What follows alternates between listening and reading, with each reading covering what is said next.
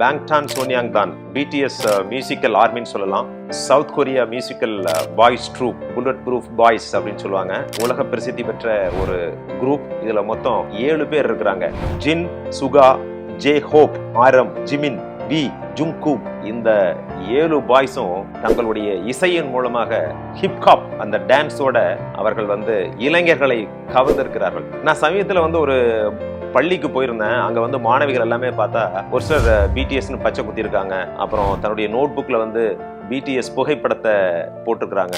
எனக்கு அந்த ஒரு பிடிச்ச பாட்டு அந்த டைனமைட், அதுல லைஃப் இஸ் டைனமைட் அப்படின்னு சொல்றாங்க. நல்ல நல்ல கருத்துக்களை அந்த இசையின் மூலமாகவும் பாடல் மூலமாகவும் இந்த பிடிஎஸ் குரூப் இளைஞர்களுக்கு சொல்றாங்க. நீங்க பச்சை குத்துறீங்க, எல்லாம் பண்றீங்க.